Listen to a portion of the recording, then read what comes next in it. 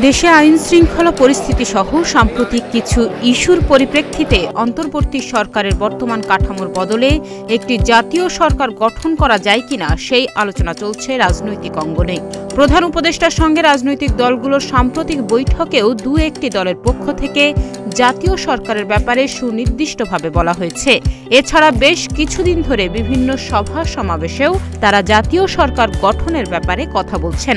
তবে এ ব্যাপারে বিএনপির ন্যূনতম কোনো আগ্রহ নেই। এ ধরনের কোনো প্রচেষ্টাকে বিএনপি সমর্থন করে না। দলটি মনে করছে, যদি এই ধরনের কোনো উদ্যোগ নেওয়া হয় সেটি হবে নির্বাচনকে প্রলম্বিত করার চেষ্টা। দেশবিরোধী যে কোনো ষড়যন্ত্র মোকাবেলায় তারা এখন জাতীয় ঐক্যের পাশাপাশি নির্বাচনী রোডম্যাপ ঘোষণার উপর গুরুত্ব দিচ্ছে।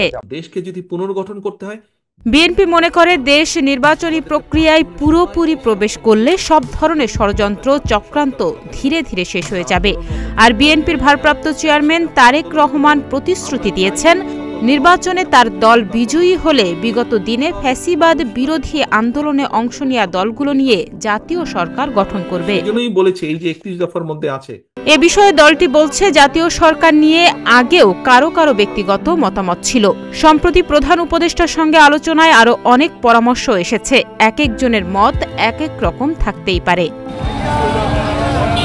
ছাত্র জনতার অভ্যুত্থানে গত 5 আগস্ট আওয়ামী লীগ সরকার পতনের পর শেখ হাসিনা দেশ ত্যাগ করেন।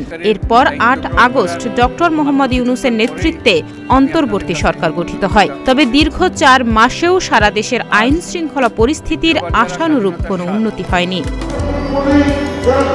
বিএনপি সহ রাজনৈতিক দলগুলোর অভিযোগ, ক্ষমতাচ্যুত আওয়ামী সিন্ডিকেট বহাল থাকায় নিত্যপণ্যের দাম এখনও সাধারণ মানুষের ক্রয় ক্ষমতার মধ্যে আসেনি। প্রশাসনে কিছু রদবদল করা হলেও ঘুরে ফিরে আওয়ামী আশীর্বাদ পুষ্টরাই এখনও রয়ে গেছে। তারাই সবকিছু নিয়ন্ত্রণ করছে।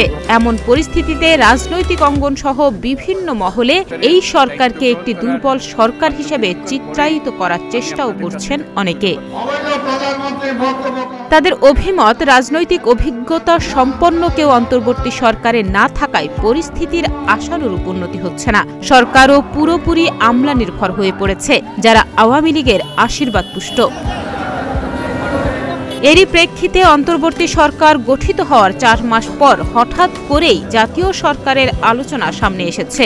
এ আলোচনার পক্ষে যারা আছেন তাদের বক্তব্য হচ্ছে, শুরুতে এ ধরনের সরকার বা একটি বিপ্লবী সরকার গঠন করা গেলে সব ধরনের চক্রান্ত মোকাবেলা করা সহজ হতো।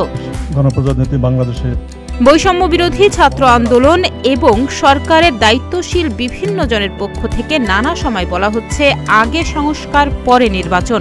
সেটাকে নিশ্চিত করার জন্যও জাতীয় সরকারের কথা বলছেন অনেকে। কেননা বিএনপি সহ সমমনা দলগুলো নির্বাচনমুখী প্রয়োজনীয় সংস্কার কার্যক্রম শেষে দ্রুততম সময়ের মধ্যে নির্বাচনের দাবি জানাচ্ছে। তারা মনে করেন, সব সংস্কার করে নির্বাচন দিতে গেলে দীর্ঘ সময়ের প্রয়োজন। সেক্ষেত্রে নির্বাচন প্রলম্বিত হবে। আমরা আন্দোলনরত যেই দলগুলো ছিল, বিএনপির অবস্থান হচ্ছে তারা একটা যৌক্তিক সময়ের মধ্যে নির্বাচন চায়। তাই নির্বাচনের রোডম্যাপের জন্য তারা বেশ কয়েক মাস ধরেই বলে আসছে। তাদের বক্তব্য, সংস্কার ও নির্বাচনী প্রক্রিয়া সমান্তরালে চলতে পারে। আছে উচ্চ কক্ষ। তাহনিয়া ইয়াসমিন, প্রতিদিনের বাংলাদেশ। সহকর্মীবৃন্দ, এখানে অনেক মানুষ আছেন সমাজের।